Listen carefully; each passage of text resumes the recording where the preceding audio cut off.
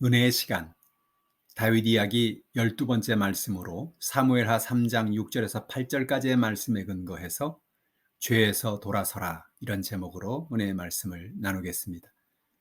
하나님은 다윗에게 기름을 부어 이스라엘의 왕이 되게 하셨으나 다윗은 자신의 힘으로 사울을 쓰러뜨린 후에 왕이 되려고 하지 않고 끝까지 하나님이 일하실 것을 믿고 묵묵히 하나님의 시간을 기다렸습니다. 드디어 하나님의 때가 되어 다윗은 왕이 되었고 아직 통일되지 않았던 이스라엘도 통일이 되었습니다. 오늘 본문의 말씀이 우리에게 주시는 교훈이 무엇일까요? 죄를 회개하고 죄에서 돌아서라는 것입니다.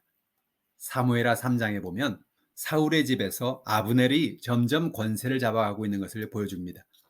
아브넬이 권세를 잡아가니 그는 자신도 모르게 교만해져서 하지 말아야 할 일을 했습니다. 사울 왕의 첩과 통간한 것이죠.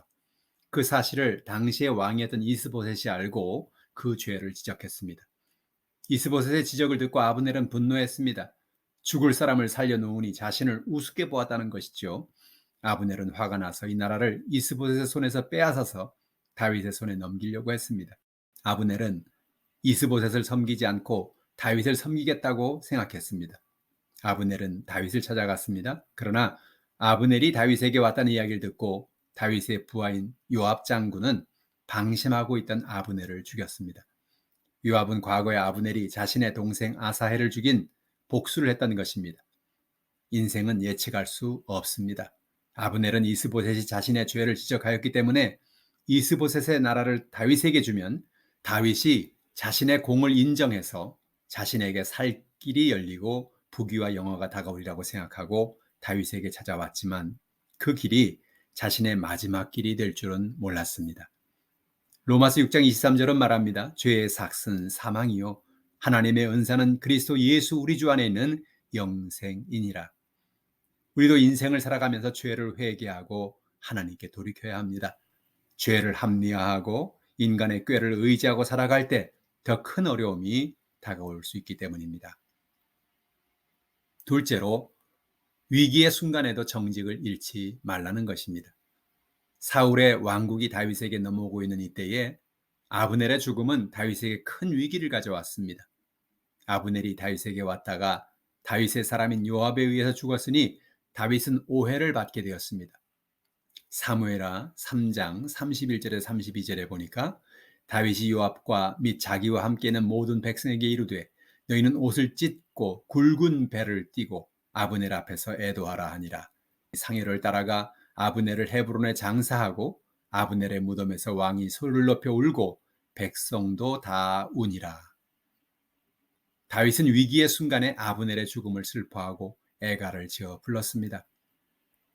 다윗은 해가 지기 전에 음식을 먹지 않겠다고 고백하면서 아브넬의 죽음을 슬퍼했습니다.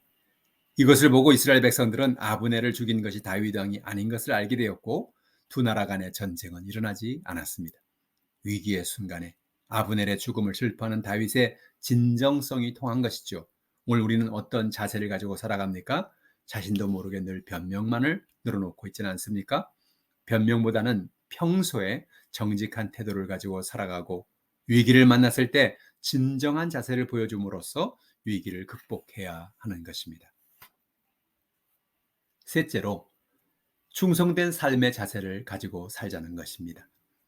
아브넬이 죽고 사울 왕국의 운명이 기로에 서 있을 때 사울 왕국에서 재빠르게 움직이는 사람들이 있었습니다. 사무엘하 4장 2절 말씀입니다. 사울의 아들 이스보셋에게 군 지휘관 두 사람이 있으니 한 사람의 이름은 바하나요 한 사람의 이름은 레갑이라. 베냐민 족속 부에롯 사람 림몬의 아들들이었더라. 부에롯도 베냐민 지파에 속하였으니. 아브넬이 세상을 떠나고 이제 이스보셋 왕에게 있어서 영향력이 있는 장군은 바하나와 레갑이었습니다. 그들은 아브넬이 없는 이때 다윗에게 나라를 바쳐 자신들의 자리를 보존하고자 하는 얕은 생각을 했습니다. 그들은 아브넬과 다름이 없는 사람들이었습니다. 그들은 결국 이스보셋 왕을 죽이고 나라를 다윗에게 바쳤습니다. 그들은 자신들이 이스보셋을 죽이고 다윗을 찾아갔을 때 다윗이 아주 기뻐하면서 그들에게 좋은 대우를 하리라고 생각했을 것입니다. 그러나 그들의 생각과는 달리 다윗은 그들의 행위를 기뻐하지 않고 그들을 죽였습니다. 왜 다윗이 그렇게 했을까요? 다윗은 하나님이 기름 부으신 왕을 사람이 죽여서는 안 된다고 생각했기 때문입니다. 다윗은 늘 하나님이 기름 부으신 사람을 사람이 죽일 수 없다는 생각을 하고 살았죠. 그래서 다윗은 그렇게 자신을 괴롭히던 사울 왕을 죽일 기회가 많이 있었을 때도 그를 죽이지 않았던 것입니다. 이스보셋 왕에게 반역을 하고 그를 죽이고 자신에게 온 사람들은 결국 어느 날 다시 반역을 일으켜 다윗도 죽일 수 있기 때문이죠. 충성된 마음이 이래서 중요합니다. 사람들은 자기에게 유익이 있으면 친구에게 사기를 치고 때로는 친구를 버리기도 하죠. 그런 태도를 다윗은 기뻐하지 않았습니다. 한 왕을 섬기면 그를 위해서 충성하는 것을 고귀히 여겼습니다.